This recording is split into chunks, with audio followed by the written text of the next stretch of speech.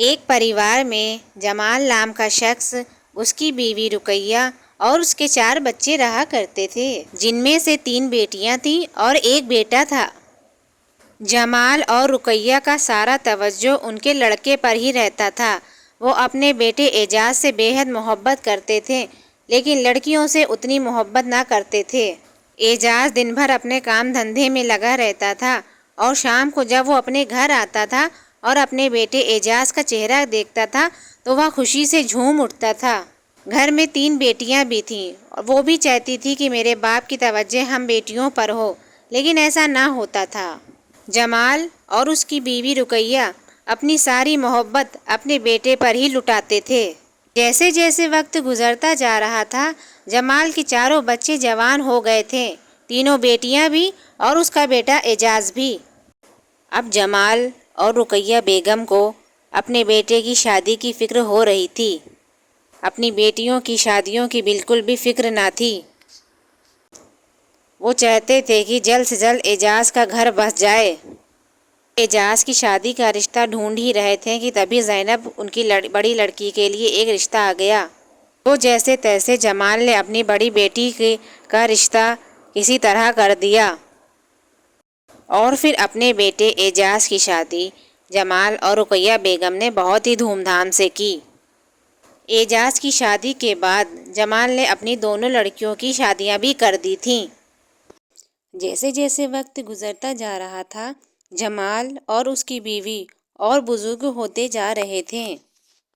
वक्त के साथ साथ एजाज का रवैया अपने माँ बाप के लिए बदलता जा रहा था। वो अपने माँ बाप के ऊपर कोई भी तवज्जो न देता था, जबकि एजाज के माँ बाप अपने बेटे को सब कुछ समझते थे। उनको यही उम्मीद थी कि मेरा बेटा मेरी आखिरी उम्मीद है और मेरे सारे काम आएगा। एक दिन तो हद ही हो गई।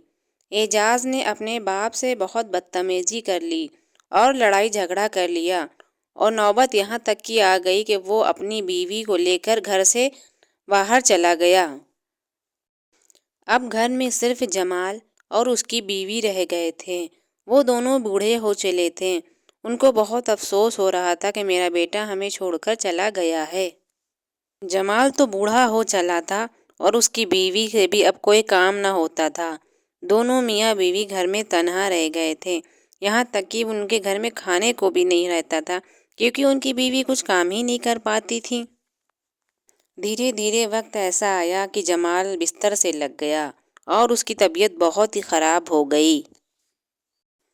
एक दिन जमाल की बेटी ज़ैनब घर पर आई तो उसने अपने जब माँ बाप का ये हाल देखा तो उसको बहुत अफसोस हुआ और उसने ये तय किया कि वो अपने माँ बाप के साथ रहेगी।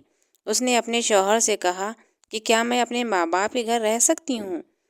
तो उसके शौहर ने कहा हाँ बिल्कुल, क्योंकि उसका शौहर बहुत ही नेक दिल इंसान था।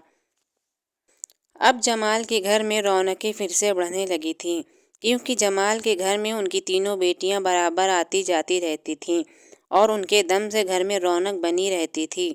उन बेटियों के बच्चों से भी घर में बहुत अच्छा माहौल बना हुआ था।